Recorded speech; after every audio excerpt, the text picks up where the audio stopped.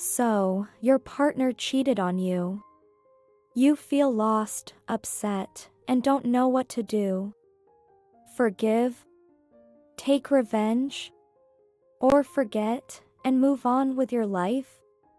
Well, buckle up, because I'm about to take you on a wild ride through the choppy waters of infidelity. This is the story of how I caught my boyfriend cheating, confronted him, and came out stronger on the other side. Oh, and there might be a rubber chicken involved. Stay tuned. But first, click the subscribe button below, it really means the world to me. Okay, it all started on a regular Tuesday. Picture this, there I was, living my best life, thinking I had it all figured out. Great job, awesome friends, and a boyfriend who I thought was the cat's pajamas. I was just minding my own business, scrolling through social media during my lunch break, when bam! There it was. My boyfriend, Jake, tagged in a photo with his arm around another woman at a bar. And let me tell you, this wasn't your friendly, hey, let's take a group selfie kind of hug. This was full on, I'm about to make some questionable life choices, cuddling. At first, I thought maybe it was an old photo, from his pre-Sarah days. But then I spotted the date stamp. Last night. When Jake told me he was working late. Cue the record scratch and the world grinding to a halt. I felt like I'd been sucker punched by a kangaroo wearing boxing gloves. My mind was racing faster than Usain Bolt on espresso. What should I do? Confront him? Pretend I didn't see it? Hire a skywriter to spell out, Jake is a cheater, over the city?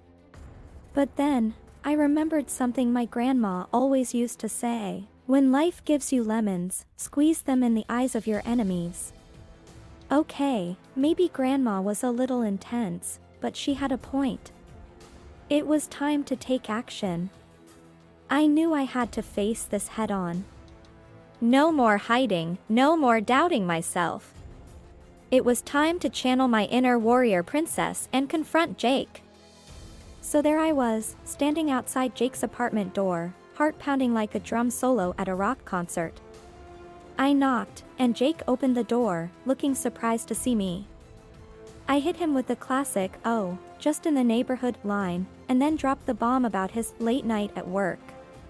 You should have seen his face, it was like watching a chameleon try to blend in with a rainbow.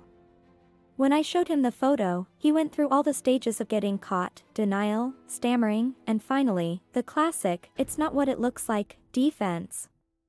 As predictable as a Hallmark movie ending, folks. Now, I'd come prepared for a dramatic confrontation. I even brought props. I had this whole bit planned with a rubber chicken. Don't ask, it made sense at the time. But standing there, looking at Jake's guilty face, I realized something. I deserved better than this. Better than Jake, better than cheating, and honestly, that rubber chicken deserved better than to be wasted on this situation. So, I did something that surprised even me.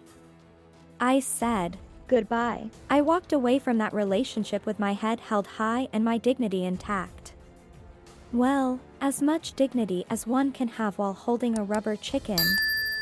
As I left Jake's apartment, I felt a roller coaster of emotions.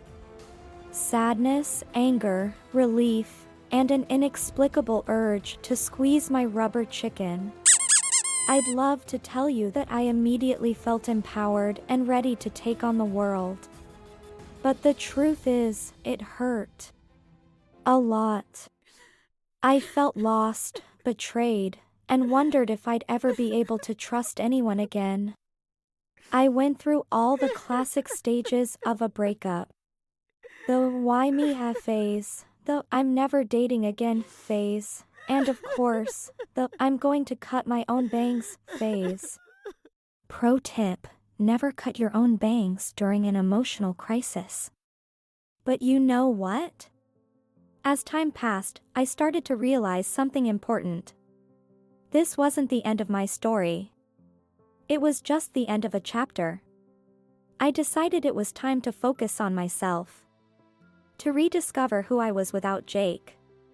And let me tell you, it was like finding a $20 bill in your pocket that you forgot about, but way better. Like finding a $100 bill. I tried new things, made new friends, and even adopted a cat. I named him Rubber Chicken, in honor of the prop that never got its dramatic moment. Sorry, Rubber Chicken. Maybe in the sequel. And you know what? As I focused on myself and my own happiness, something amazing happened. I started to heal. The pain didn't disappear overnight, but it got a little easier each day. I learned that my worth isn't determined by someone else's actions. That trust, once broken, can be rebuilt, but it starts with trusting yourself first. So, to anyone out there who's been cheated on, who's feeling lost or betrayed, I want you to know this: you are stronger than you think. You are worthy of love and respect. And yes, you will get through this. And remember, in the words of the great philosopher Rubber Chicken, squeak, which I'm pretty sure translates to life is too short for bad relationships and missed opportunities to dramatically throw poultry. So go out there and live your best life now. Try new things, make new friends. Do things you have never done before. And who knows? Maybe you'll find your own rubber chicken to squeeze when times get tough. Just remember, you've got this, and there's a whole world of amazing experiences waiting for you on the other side of heartbreak. Thanks for joining me on this wild journey. If you liked this video, don't forget to like, comment, and subscribe. And hey, if you have your own crazy breakup story, share it in the comments below. I really want to hear from you. Until next time, this is Sarah, signing off with a squeeze of my rubber chicken.